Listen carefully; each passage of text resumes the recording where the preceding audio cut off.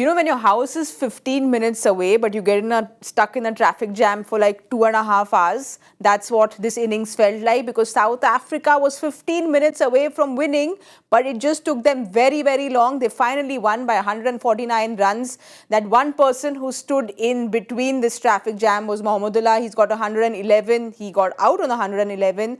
Yes, it was a comprehensive win because it's 149 runs, but it took a really long time. We are back at Cricbuzz Live because we're always waiting to see you all. I'm Saiyami Kher and I have Harsha Bhogle and Bhattacharya with me.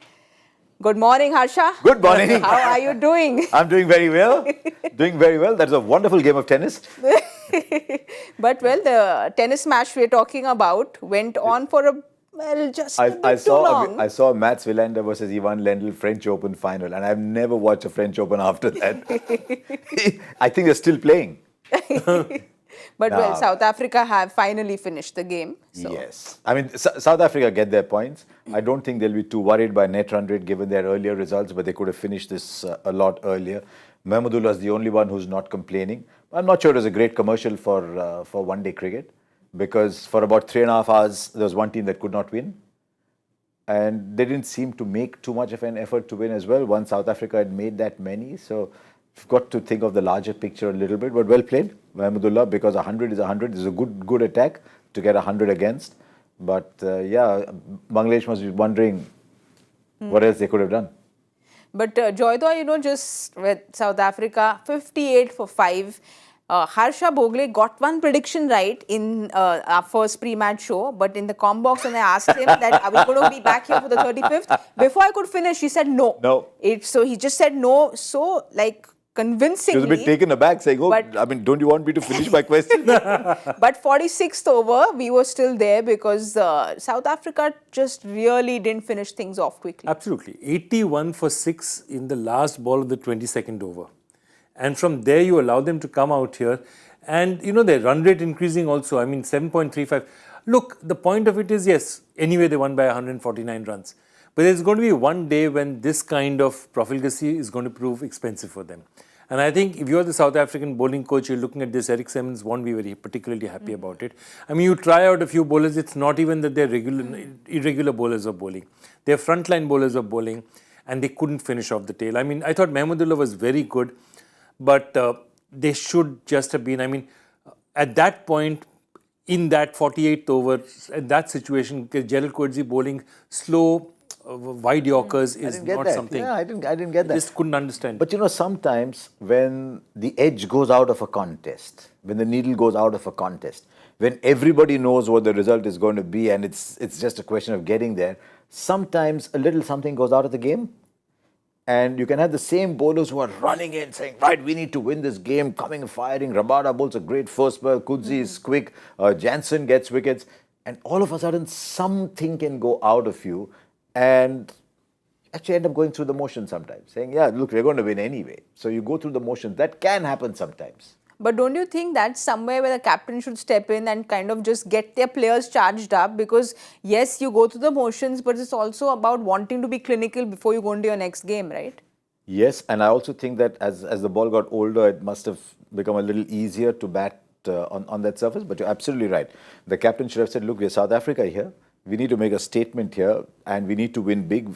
We've got a chance to win this in 32, 33 overs. Let's go hard. Sometimes people say, this is a 35-over game. Come, let's play like it's a 35-over game. Let's play like we get an extra point if we bowl them out, just to get that enthusiasm going. Because to be completely honest, from that 15th, 20th over, this game was a snooze fest thereafter. And that for such a high-profile tournament in a format that is where there's so much debate about its relevance, I don't think it did the format a lot of good. But Joyda, do you think it's, you know, with all due respect to Bangladesh, but if South Africa was probably playing like a team which is on par with them, do you think they would have pulled up their socks a little earlier, you feel? I mean, they're going to get the same advantage in run rate, the same advantage whether they bowled South Africa, Bangladesh out or Australia out. So that's the one thing. I think Markram, you know, whatever, stand-in captain, allowed the game to drift on. And drift on it did. I mean, none of the bowlers looked as if, they were serious about getting wickets. None of the bowlers were upset that they were not dismissing players. That's what bothered me more than anything else. Sometimes it happens. And it did happen in this case also. There's luck there, the ball just falls short of a fielder, you don't get an LBW. Things like that happen. But even when that happened, they were like resigned smiles. It was not like, I need to finish it. Or you get a wicket with a waist half full toss. Yeah. Yeah. Well, we'll have a look at the South African bowling card because we're talking about them. They started off really well. They couldn't have asked for anything better. 5 bowlers have bowled again. Everyone's got wickets again. And this is something that South Africa has done through this World Cup, is that they come in with these 5 bowlers and everyone comes and gets wickets, Harsha. And it's a nice, it's a kind of scorecard that you used to see in the days gone by. You play 5 bowlers, you got to bowl 5 bowlers, each got to bowl 10 overs.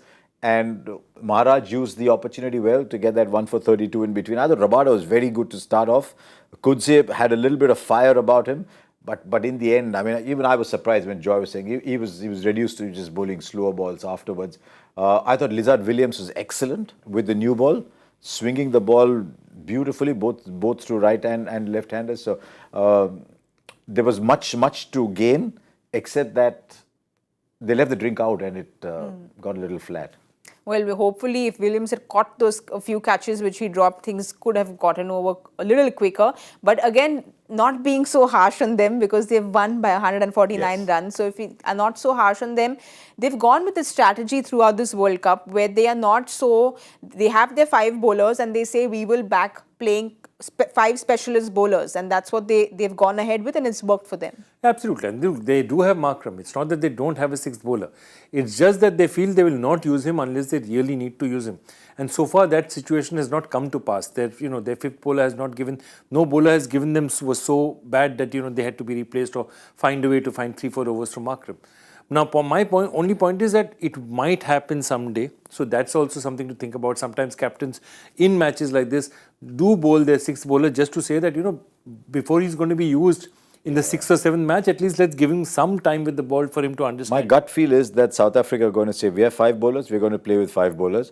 Only if someone hobbles off the field and we have to find another bowler from among those that are playing, only then will we go to Markram, because that's your job. It's your job to bat at 6. It's your job to bat at number 2. It's your job to bowl 10 overs. So you've got to bowl 10 overs. I think that's the way they're looking at it. But I'm sure Markram is bowling a lot in the nets, just as required. I hope Virat Kohli is bowling a lot in the nets.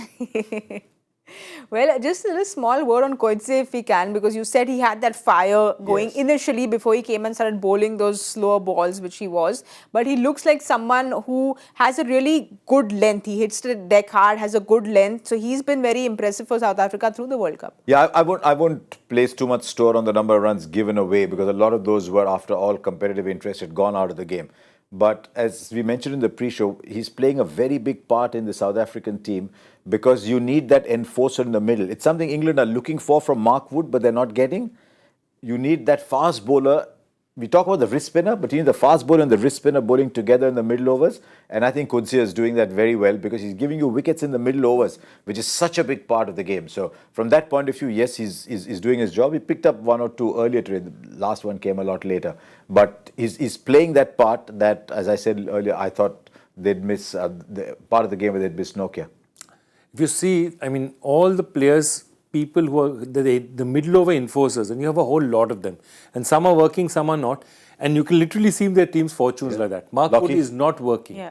Harris is not working. Lockie is working, is getting them wickets, see the difference. Okay, Kudze is getting them wickets, see the difference. So any team that is getting people who are consistently coming in and getting wickets in the middle, and there is a role for that fast bowler who's either bowls a heavy ball or a 148, 150 ball in the middle to attack, and Mark Wood's lack of success there is one of the huge factors. Haris Rauf, Mark Wood's lack of success. Make a good point about Haris Rauf. Make a very good point about Haris Rauf, actually. His role is to come at the back of the new ball when Shaheen Afridi is given wickets. He's not getting those wickets, but he's not playing his role. So it's a very valid point. Wood is not getting wickets, Haris Rauf is not getting wickets, and they're all languishing. Well, all right, it's time now to talk about what Bangladesh did today, and there's only one topic there for us to talk about is Mohammedullah, because he was the only lone soldier in that batting lineup.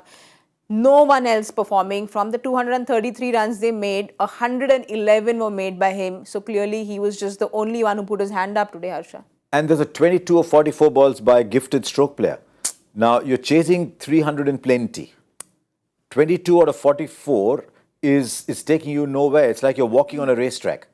You're not going to get anywhere with 22 out of 44. So that surprised me a little. It could be that they'd lost 3 wickets and Liton Das was at the other end watching it all happen. So he thought, okay, let me rebuild, let me see where we can go. Unless they thought by this point, look, I don't think this is getting anywhere. Let's bat out 50 overs and see what the outcome is. But you're absolutely right. Mahmudullah came in at number 6. He came in when the game seemed over. And in all fairness to him, he didn't bat like the game was over. He showed why he should be playing in every single game in the first place. So that's a big plus for him. The strike rate pretty good. It got better as the innings went along. Look, he's someone who's got 200s in a World Cup before. He's got a couple of 50s too. So it surprised me, to be honest, that he wasn't in the side originally. And now he's made a statement. They've also moved him up from batting where he was down eight or somewhere something, yeah. somewhere there, yeah. But Joyda, big statement like Harsha said, because it's answering BCB and saying that let my bat do the talking. They dropped him for the Asia Cup. They almost hinted at retirement from T20 cricket. So he's just answered them. Yeah. Exactly. Clearly, they made it clear that he was not a part of their long-term plans or their medium-term plans. And for him to storm back the way he has, and again, batting at 8, I mean, however good or bad he bats, you mean to tell me there are 7 batsmen in Bangladesh better than him who should bat higher than him, given his World Cup record, given how he's done? If you're picking Mahmudullah, there's one other thing to say that, okay, Mahmudullah is not good enough, he's out. If you're picking Mahmudullah, batting him at 8 is something that I just cannot wrap my head around. And I think that's the one thing that... It's like picking Joy in a quiz contest and saying, just set that last 10th question. No, but Harsha, just a little bit more on him because he's somebody who's shown what grit is. We spoke about it in the combox. He got hit in the helmet. He's somebody who was, asked to retire, hinted about retirement. He still went and got fit. He had, I think his yo-yo score was 17.6. So he's someone who always wants to come back. He's somebody look, even who's... today's game, that was a serious hit on the helmet. The ball, after hitting the helmet, has gone there. It didn't go fine. It means it didn't just graze it. So it was a good innings. Sometimes you look at a player's ability to build an innings, you look at his temperament. If someone has been there before and has done that fairly successfully, I know into the build-up in the last year or so, he may not have scored a lot of runs, but when a player's in and out, uncertain of his future, that can happen. But once you've picked someone, as Joy said, I can understand, as Joy said, that we're not picking him. But once you pick him, then you give him the number where he can create the maximum impact. And I like number 6 for him. Also what it's done is it's forced that Mushfiqur Rahim to go up the order. He was languishing at 6 too. So now what's happened is, there's Mehdi Hasan Miraj. He opened in some of the T20 games. He's batted at 4-5. Now he's down to 7. I don't know at the end of today's game, do Bangladesh know what is their best batting order? Shakib came down to 5 today, didn't he? Or it came at 4. So I don't know if Bangladesh know what is their best batting order after this. But what I do know is Mushfiqur Rahim, Mahmudullah, that's a very good 5 and 6. Shakib is a bona fide 4. So maybe Mehdi Hasan Miraj with his free hitting skills at number 7, maybe that is the batting order they should go. But in that batting order, there's a name there that came into this tournament full of form. They need many more runs if they've got to create an impact from Najmul Hasan Shanto. It was a poor dismissal. Yeah. You can't do anything about getting caught down the leg side. But Joyda, it's just, the intent that they show. I know it's a word that we are not supposed to say on Cricbuzz, but the intent that Bangladesh showed in a World Cup match, you can't come and just be there and go with the motions when you have a target like that. So it almost felt like they were not hungry enough, So what does one do with the collapses they're having? Exactly. Match after match. See, the previous match, they got a good opening stand and then they collapsed. Okay. But even then, if you realize they lost about 45-50 runs, they lost 4 wickets. And the match was effectively over after that. Again, today, you're 30 for 1, 32 for 3, 31 for 3, 42 for 4. The match is over from there. And that is the big problem that they are having, that they're losing wickets in bunches. And it's okay. Sometimes it happens that 1 wicket's down, the second wicket, like somebody, down leg side, Shanto, what can you do? But then somebody else says, I'm not going to give wickets away now. We've got to hold on now for the next 5, 10, 12 overs and rebuild. And I think nobody is taking that responsibility for them. And that's a huge problem for them because somebody, then if you've lost 2 wickets early in a tournament like this or in a match like this in a World Cup, then the next wicket must be costly. You must get it out. They must be playing in a way to say that, I'm going to hold on. I'm not going to give them any more breaks now. And I think the shot that, say, Shakib tried, some of the hits after that were just, I mean, you look at that and you wonder, they're playing like rich men. They're playing like they've scored 350, not the other team. Well, let's have a look at the points table now, because South Africa, after today's win, have jumped up to number 2. The net run rate is plus 2.370. So the net run rate, in spite of the game being so slow, is we because the game went up to over number 46.4. But in terms of runs, it's still a huge win. Huge win, and that 2.37 is an incredible net run rate. So I think they've done their chances no harm. From South Africa's point of view, you might say, yeah, did they take their foot off the pedal, whatever. But in terms of the numbers for this tournament, they've done absolutely fine. They go up to number 2. By the way, New Zealand have 3 tough games in a row coming up. So suddenly they might just start to feel the heat a little bit. Yeah. But what do we do with the last people on the table, Joyda? Because Bangladesh has been around. We spoke about this. They've been around since 99. So being there at number 10 just doesn't do justice to a team like Bangladesh. 2019 right? they had 3 wins. But I mean, 2 of them, West Indies also today, you no longer regard it as a kind of one-day team that, or they start well and they don't seem to end tournaments. But that's the big problem with them. I think they're not moving on, and they're looking around and seeing teams like Afghanistan who've actually improved. And you can literally see the improvement in Afghanistan in their style of play. They were never a one-day batting team. They were never a one-day bowling team. So one match they proved that they can, if they put runs on the board, people like Rashid can bowl in one-day situations as well.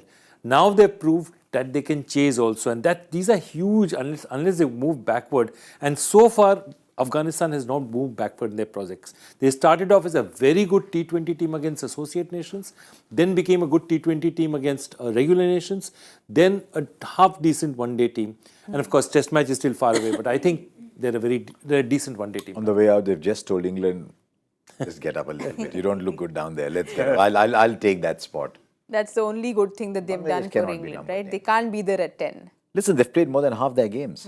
They've played more than half their games. They cannot be 10. Bangladesh, Sri Lanka cannot be at number 10. They've got to be in a situation where they will look at Netherlands, look at Afghanistan and say, you know what, you guys are just starting out. We're going to beat you. So Bangladesh, Sri Lanka being down doesn't look good. Luckily, well, Sri Lanka now at 8. And if the Netherlands and Afghanistan finish above after 9 games, if they finish above Bangladesh and Sri Lanka, then there's a lot of questions that you want to be asking of those two countries. Well, we've got a very interesting Cricbuzz live question that's come in, because South Africa has had 2 clinical wins at the Wankhede, and they take on India at Wankhede. So if India and South Africa face each other in the semi-final at Wankhede, how should Rohit and co approach this dangerous looking side? I think they should look at today's scorecard and say they couldn't get Bangladesh out till the 47th over. So we are a better batting side than that. We'll be able to go and put up 350 as well. I think they'll tell themselves we are a much better bowling side than what South Africa encountered today. We are not going to be giving 140 runs in the last 10 overs. So if we pick up a couple of wickets early, try and keep them down to about 260, 270, 280, and then let's see. Because if India has to play, India plays South Africa in Kolkata. In Kolkata, yeah. But if they do meet again in Wankhede, it's a knockout. And a knockout between 2 teams that haven't won much lately. South Africa haven't won anything. India haven't won much lately. So the dynamics of a knockout will be very, very different. That pressure will be different from a league stage. Because I think by the time India go to Kolkata to play South Africa, they'd like to believe that both teams already have a toe in the door, or if not already have opened the door. Yeah, absolutely. And of course, you can always show them a picture of Mahmudullah. but no, the truth of it is also, if you look at the South African side, have they chased? The one match in which they chased, they made a hash of it. So that question mark is always going to be over their heads until they chase successfully in this tournament. Because chasing is a lot about in the head, it's about temperament. And so far, there's this one match against Netherlands where they didn't do it well. I'm not saying they're a bad chasing side, but they haven't proven themselves as a chasing side. On the other hand, India has all they've done is chase. Well, Kunal, I hope you've got your answer. A true Indian fan already worried about the semi-final, but we have to take it one game at a time. Let's get there first, because we still have a long way to get there. So let's get there one game at a time, and let's have a look at what's happening tomorrow, because Australia take on Netherlands in Delhi. This is match number 24. And Australia, of course, coming in wanting to get a hat-trick of wins. They've won the last 2 games. Netherlands, on the other hand, could not get past Sri Lanka. They've only managed to upset South Africa. Yes. Can we expect another upset tomorrow, Joyda? Look, the odds are very much against it. This is, let's face it, this Australian team was one of our favourites going into this tournament. And though they looked a bit all over the place in their first two matches, remember they had India 10 for 3 and allowed them to get away with it. You know, there was some great batting. And yeah, they were blown away by a South African side who just put so many runs on the board that there was way too much pressure on them. But after that, they've regrouped. I think Pat Cummins has looked a better bowler, and it's important because I always believe that when your captain performs, it makes his decision-making a bit more crystal. And I think they're a resurgent team. Mitch Marsh has just got going. David Warner, of course, you know, we don't Always keeps going. Always keeps going. We'll have a look at the Australian squad, like you said, Warner and Mitch Marsh the other day. But Harsha, do you think Travers Head probably would get a Yeah, I game don't in? know if he's had enough of a hit, and I don't know if he's ready. But if he is ready to go, this is the perfect game to play Travis Head, because against Netherlands, and you don't disrespect Netherlands, but their bowling attack doesn't have the same venom as a couple of others do. So this would be the best time to play Travis Head in, but that means taking a decision on Smith or Labuschagne. While I believe that Labuschagne might be better suited, I'm almost certain they will go in with Steve Smith, and then with Josh Inglis, hopefully Glenn Maxwell in form. But this game is not just about 2 points. If you look at that points table, 2 points allows them to go clear of Afghanistan and Pakistan. So it takes them into 6 points, because at the moment Australia are 4, Pakistan are 4, Australia have a game in hand. So when they catch up with Pakistan on games, they'll have 2 points more. But this is also a game where they break free of Afghanistan and Pakistan on the net run rate. At the moment, they're minus 0.2 versus minus 0.4. And Afghanistan almost minus 1. So this is the game where Australia should be saying, we'll get the 2 points, but we'll take our net run rate up into positive. You don't start out the game saying, come, let's bash the first ball. But you get into a state where you say, okay, I think I can win the game now. Now let me win it as quickly as possible. So twin objectives for Australia in this game. Also, it's an interesting thing, but one of the things about run rates, when you look at them, is that they're more and more difficult to influence later in the tournament, because the weight of the total number of matches. So in one match to alter the results of 5 matches, to make up 5 matches is much more difficult. So now is the time they need to, and this is a good match for them, because Netherlands, whatever it is, there are better teams than them in the World Cup. So they'll fancy their chances and say, you're right, maybe start off cautiously, but if they have an opportunity, they should be putting their foot in the pedal. Great opportunity for Travis Head to come in, exactly. But I'm also very interested in the Labuschagne Smith decision. So you think Smith will be in? I think Smith will be. And you think that... I think Smith will be in as well, because I feel it's just the weight of his, again, his personality and all, to put him in the dressing room is not easy. I feel, again, sometimes players like that, they're very, I don't think Smith is suitable personality to sit in the dressing room. He's probably better out there for them. In the eyes of some, he should be captain, but that's for another day. Yeah, but look, another debate again, that's what we were talking about, that Australia has shot themselves in the foot by saying that he's never going to be captain after what happened in 2019. And that, I think, is a problem, because you've just closed the door. And a tournament like this, you had a situation where Pat Cummins was not in the best of form. He gets a niggle. Who is your next natural captain? And then you look down that order and you said nobody has really come up, and Smith should have been captain. Well, we'll have a look at Netherlands and see their squad now, because besides that one upset against South Africa, the last game against Sri Lanka, they took it closer than what people would have imagined. But Harsha, do you see any changes? Max O'Dowd not really performing too well for them. Do you think he might be replaced up? He's one of my favorite batters, actually, Max O'Dowd. But it's hurting them that he's not giving them the kind of starts that they should. But as options for them is Wes Barrezzi. He's 39. I don't know if his best years are behind him, so I don't see them giving up on Max O'Dowd just yet. Vikramjit has got a score or 2 there, so I don't see them changing that, because in the past it's been such a good opening pair for them, so they will show a little bit more faith in those two. In the bowlers, there's been just one pick of the bowler for them who's been coming and doing it over and over again in Logan Van Beek. So I think, absolutely. I think Van Beek's done very well for them. Aryan Dutt has bowled well for them up front as well. I think he's bowled well for them up front. I think their bowling is And Bas de Leede is not giving them as many wickets as they had expected in the middle, but he's still done okay for them. I agree. Wesley Baresi at this point, Wesley Baresi is the Shahid Afridi of Netherlands cricket because he announces retirements and comes back 1 year later. But you know how old he is? He's 39. No, but you know he's 39. Shahid Afridi is still 27, I That's think. true. Yes. So that's also So, Yeah, but one other thing about that Delhi pitch, I don't know which one they're going to play on and how it's going to play. I'm just looking at two other games in Delhi. South Africa made 428 at Delhi and India chased 270 in 35 overs. So that was another potential 400 run score.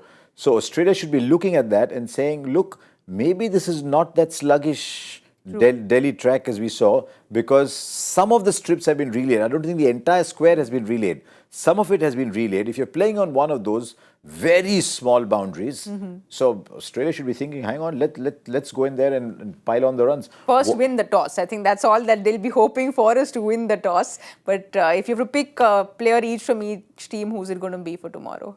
Look, I think I'll go with Australia with David Warner because Warner is a great destroyer of mediocre attacks. That doesn't mean he can't play good attacks, but normally when he gets an attack which is not that great, he takes full advantage of that situation. So definitely David Warner.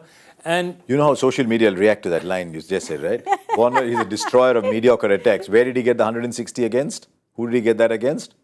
yeah, okay, fine. I know where this is going. Right? So therefore, what are you saying about that particular attack? There's breaking news on Cricbuzz. Joy Bhattacharya says Pakistan is a mediocre attack. See? I'm just trying to... You're getting there, you're getting I'm just trying to understand social media after all these years. But who's it going to be? No, for me, David Warner. I said right at the start that for me, David Warner is the key player. But if Travis Head is going to play, they want Travis Head getting in quickly. From Australia's point of view, Smith and Maxwell. They need Smith and Maxwell to score runs. So they'd be very happy to get even 40s from them at a certain speed. They'd be very happy to get those runs from them. They've already taken a huge call playing Inglis ahead of Carey. And then with the bowling, I think Hazelwood's back to form. They want Stark in form. But just one player each. So Warner, you'll have gone with Australia. Okay, from Australia's point of view, critically, I'd go Mitch Stark. Okay, Mitch Stark, Warner, and from Netherlands? I think Bas de Leede because he's the one guy who can do everything for them. And he's had an average World Cup. For them to do better, he needs to have an outstanding World Cup, which hasn't happened as yet. I like Aryan Dutt very much. And remember, he hit a couple of sixes at the end, didn't he? He can coming in at number 10. I like Aryan Dutt very much because he's bowling the difficult overs. They might use the matchup and get the off-spinner to bowl to David Warner early on. So I'm very interested in seeing how Aryan Dutt develops. No, I just want to pick up on that. You know, how Aryan Dutt got into cricket is he's watching the 2011 World Cup. His father's moved to the Netherlands with his dad. And he sees Dhoni hit a six and says, Dad, I want to go and play cricket. And his dad took him to the nearest cricket club, and that's how a cricket journey started. And then a coach, a first-class player from Punjab, who's actually also a Punjab Kings player, Amit Unial, went and coached them. So that's what I'm saying. So what's it about these players watching World Cup finals? Yeah. Rachin Ravindra watches the 2019 Bangalore, World Cup final. This guy's watching 2011. Tendulkar, of course, famously ball boy in the 1987. 87. Yeah. What's wrong? I was thinking 96. How can it be? Well, we don't know who's watching the 2023 World Cup right now. A future star in the making, I'm sure. But There's we only have one to... star on this in the studio. Yeah, exactly. There's only one star. I'm just saying some ball boy somewhere is going to go and become a Sachin Tendulkar, maybe, 20 years down the line. It will never happen. know. It will Never definitely know. happen. Yes. So we always hope for that because, as the famous saying goes, cricket should be the winner. But we have to now look at the winner of the joy factor question of the day because it's... Cricket should always be the winner. Cricket should always be the winner. Even for the joy factor, Cricket whoever should be the wins, winner. cricket should be the winner. Yes, that it always is. Let's have a look at the question. Joyda, all yours. Okay, here's a question. Which two teams played the only World Cup game in which three members of one team outscored the entire opposition team?